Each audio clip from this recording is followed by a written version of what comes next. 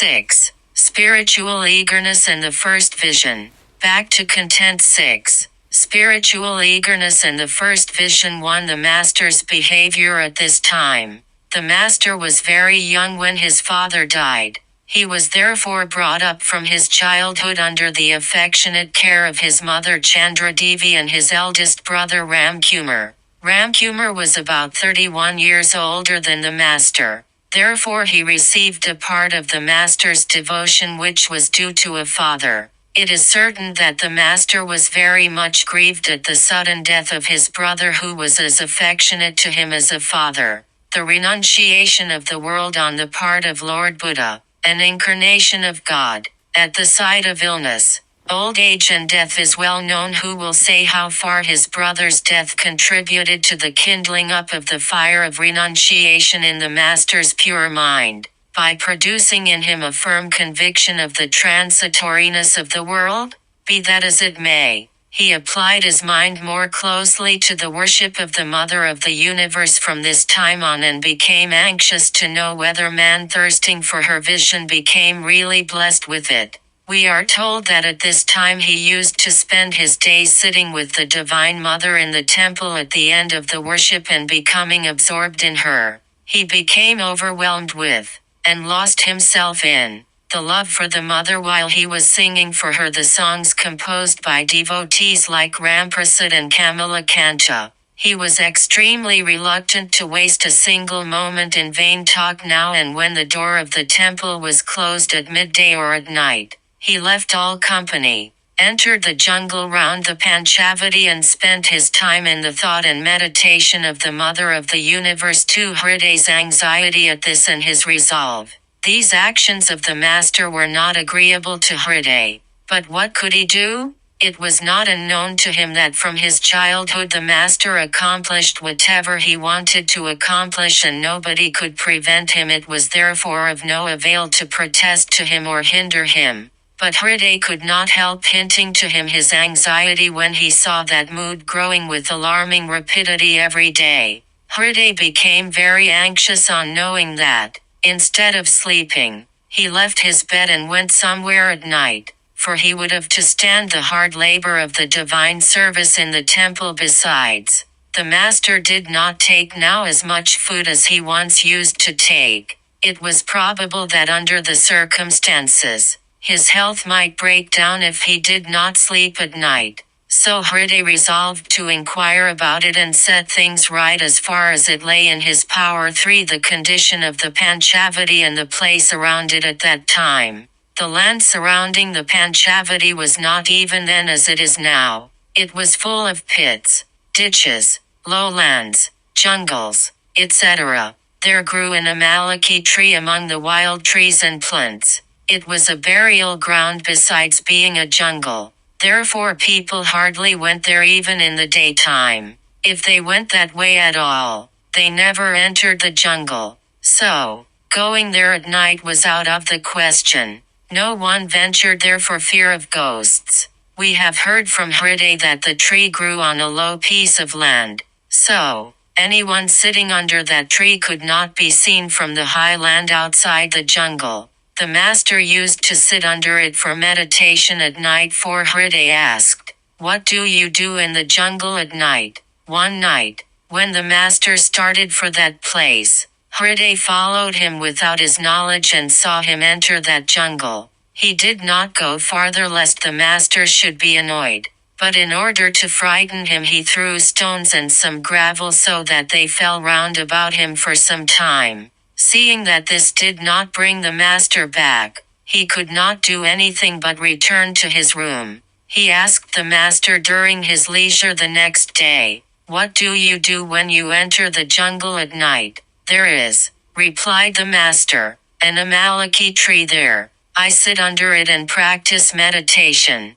The scriptures say that anyone who meditates under an amalaki tree, with whatever desire in his mind, gets it fulfilled. 5. Hriday tried to frighten the Master. As soon as the Master sat for meditation under that tree after that event, there happened from time to time various kinds of disturbances like stone throwing. For a few days, Although he knew that it was all Hriday's doing, the master never mentioned it to him, but Hriday could not feel at ease when he found that he could not dissuade him by that means. One day he entered the jungle with a silent step shortly after the master had gone to the tree, and saw from a distance that he had put off his cloth and the sacred thread and was sitting at ease in meditation. When he saw this, he thought, "Has uncle gone mad?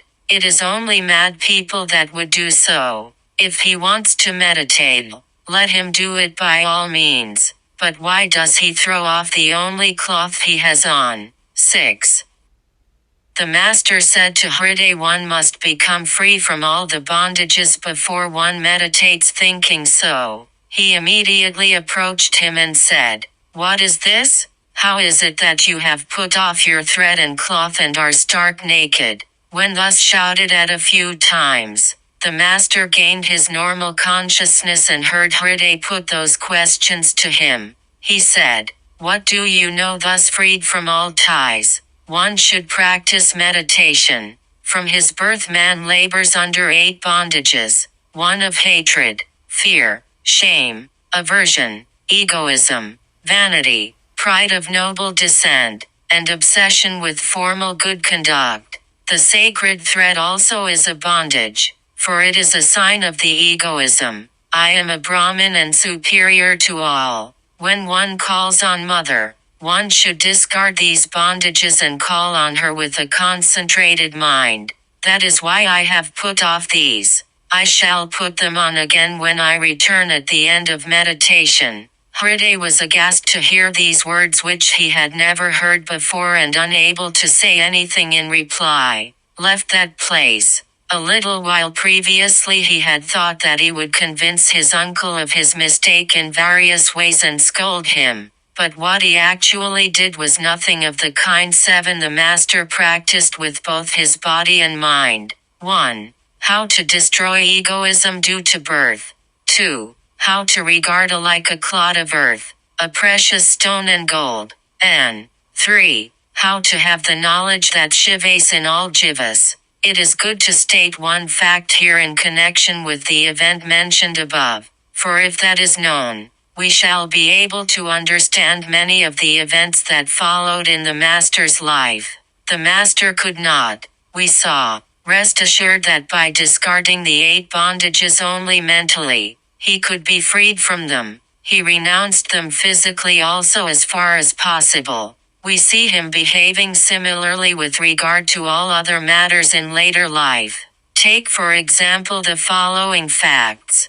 In order to destroy vanity born of noble descent and thereby acquire true humility, he cleaned very carefully with his hands the place which is absolutely shunned as unclean by others. If the human mind could not regard alike a clod of earth, a stone and gold, that is, if it could not regard metals like gold and precious stones to be as worthless as a clod of earth, it could not, he was told, free itself from the desire of enjoying bodily pleasures, completely turn towards God and fix itself in yoga. As soon as he heard this, the master took in his hand a few coins and clods of earth and threw them into the Ganga, repeating over and over again, "Rupee, earth, earth, rupee," in order to make firm his knowledge that Siva God is in all jivas, creatures. He ate and put on his head, as prasada, a little of the leavings from the leaf plates of the poor people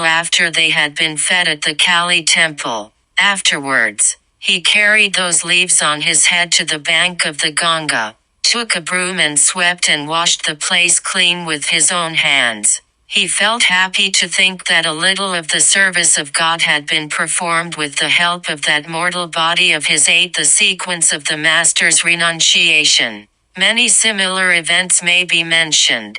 It is seen in all these cases that he did not rest satisfied with mere mental renouncing of the obstacles on the path to the realization of God, but discarded them at first in their gross forms also. In other words, he kept his body and senses away from them as far as possible, and compelled them forcibly to act contrary to their natural inclinations. It is seen that acting thus his mind had all its past impressions destroyed completely, and it grasped the new contrary ones so firmly that it could not act against them. He did not admit that new ideas had properly been grasped and contrary ones given up, till at least a little of the former had been converted into practice with the help of the body and the senses. 9. An objection that this method of sadhana is a fancied one, and its refutation. Wholly averse to giving up past impressions, we think that there was no need of such actions on the part of the master. In the course of discussing such actions of his, some have that this method gone to the length of saying, his actions such as cleaning dirty abominable places, throwing into the Ganga the coins and the clods of earth, repeating rupee, earth, earth, rupee, seem to be whims of his fancy. The mental development that he obtained through those extraordinary means could be obtained more quickly through far easier ones. In reply we have to say, it all sounds very well, but how many people up till now have been able to become completely averse to sights, tastes and other worldly objects, and have devoted their whole minds to God by adopting your so-called easier means of mentally giving up sensuous objects, without having recourse to external practices?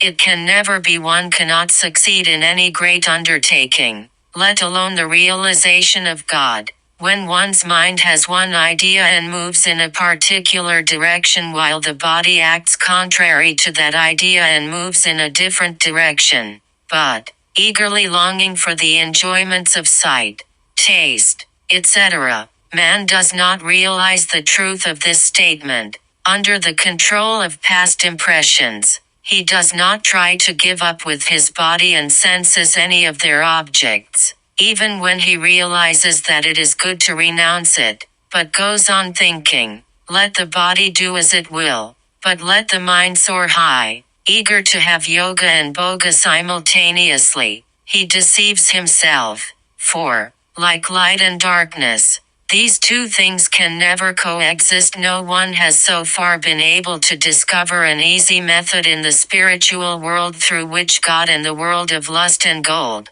can be served at the same time. 1. Therefore the scriptures repeatedly teach us, whatever ought to be given up, has to be given up with body, mind and speech, and whatever ought to be accepted, has to be accepted similarly. Then and then only will the aspirant be fit to realize God. That is why the sages say, man can never have the realization of the self with the help of knowledge, unaided by practice and without putting on emblems, to which give rise to spiritual attitudes. It is also reasonable to believe that the human mind reaches the subtle state from the gross, and the causal from the subtle. There is no other path to the realization of the supreme goal. 3.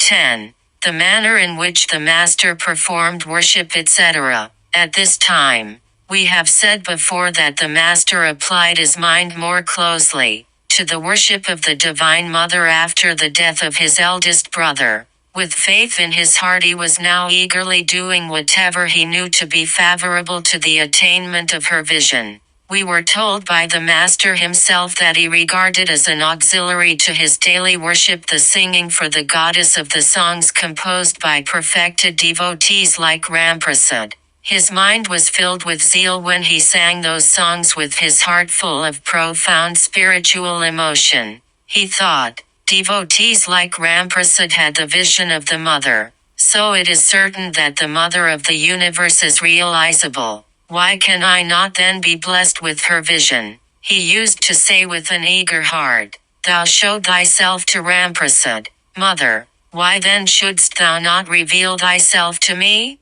I don't want wealth, friends, relatives, enjoyment of pleasure, and the like. Do show thyself to me. He would pray and cry this way, while his bosom was flooded with streams of tears from his eyes, and the heaviness of his heart lessened a little, urged by a fond hope. He would be somewhat reassured like a child and become ready to please the goddess by singing for her again. He thus went on spending his days in worship, meditation, and the singing of devotional songs. His love and longing for her increased daily. Thus the wonderful worshipper's scheduled period of time for performing the worship and service of the goddess went on increasing day by day. He sat for worship and, placing a flower on his head according to scriptural injunction, perhaps remained motionless like the trunk of a tree meditating for 2 long hours. After offering cooked food and other things to the mother, he perhaps spent a long time thinking that she was taking them.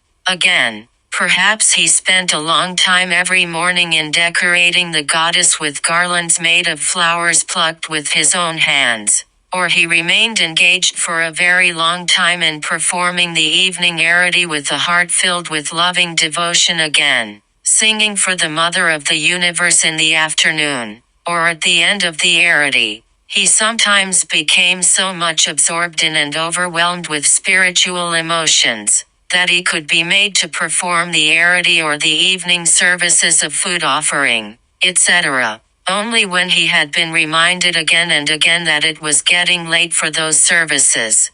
The worship continued thus for a time. 11. What Mathur and others thought of the Master's worship and other actions at this time. It is clear that the attention of the people of the temple was drawn towards the Master when they saw such devotion, eagerness and spiritual steadfastness on his part. People at first deride and ridicule a person who is seen to give up the path generally followed by them and conducts himself or does something, in a novel way. But with the passage of time and as the person goes firmly forward on his path, their attitude changes and reverence takes its place.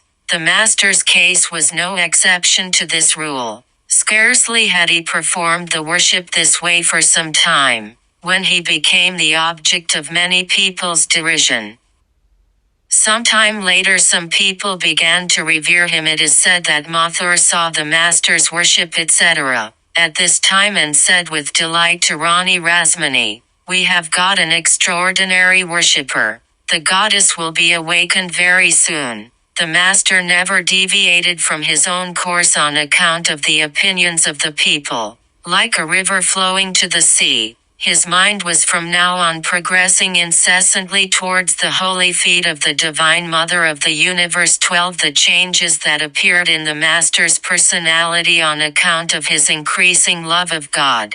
As days went by, the devotion and eagerness of the Master increased more and more, and the course of his mind pointing incessantly in one direction began to manifest itself in various symptoms in his body. The amount of his food and sleep decreased, as the blood in his body was always moving speedily to his chest and brain. His chest appeared constantly reddish and his eyes became sometimes suddenly filled with tears. He felt a great eagerness for the realization of the divine, and there existed in his mind an incessant anxiety, as to what he should do and how he could have her vision. Therefore there was seen in his body a state of restlessness and a lack of tranquility at all times other than those of meditation, worship, etc. We were told by the Master himself, that one day at that time, he was singing for the Divine Mother and very eagerly prayed and wept to have her vision.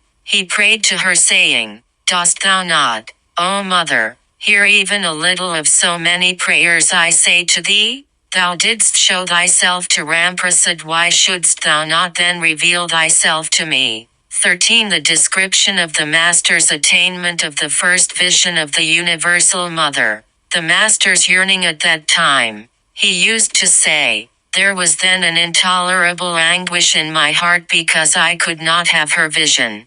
Just as a man wrings a towel forcibly to squeeze out all the water from it, I felt as if somebody caught hold of my heart and mind and was doing so with them. Greatly afflicted with the thought that I might never have Mother's vision, I was dying of despair. Being in an agony, I thought that there was then no use in living this life.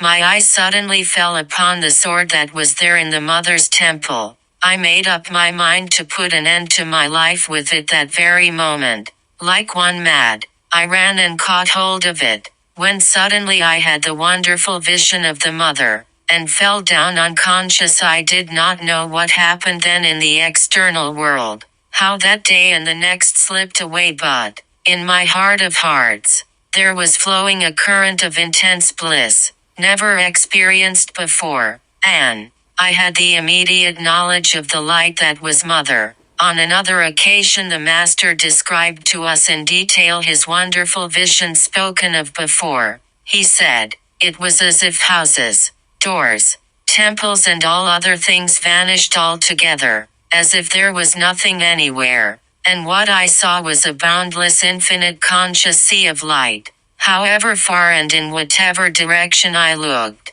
I found a continuous succession of effulgent waves coming forward, raging and storming from all sides with a great speed. Very soon they fell on me and made me sink to the unknown bottom. I panted, struggled, and fell unconscious."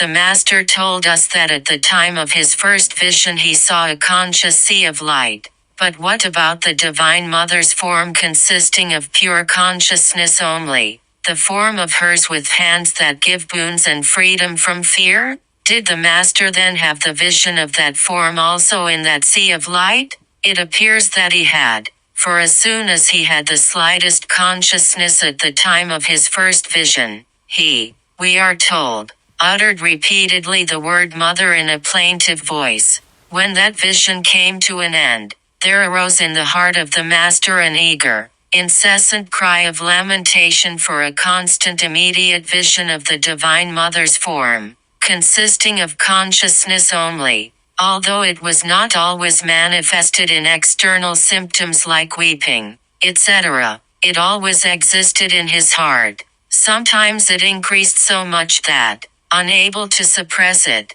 he fell on the ground and struggled in pain. He wept so much, saying, "Bestow thy grace on me, Mother, show thyself to me," that people gathered all round him. Even a shade of a concern for what they would think of such restlessness did not arise in his mind at that time. He used to say, although people stood all round, they appeared unreal like shadows or pictures painted on canvas, and the slightest sense of shame or hesitation did not touch the mind on that account. But immediately after I lost consciousness on account of unbearable anguish, I saw that form of the Mother with hands that give boons and freedom from fear, the form that smiled, spoke and consoled and taught me in endless ways. Footnote 1. Vitae Glossary 1. Ye cannot serve God and Mammon.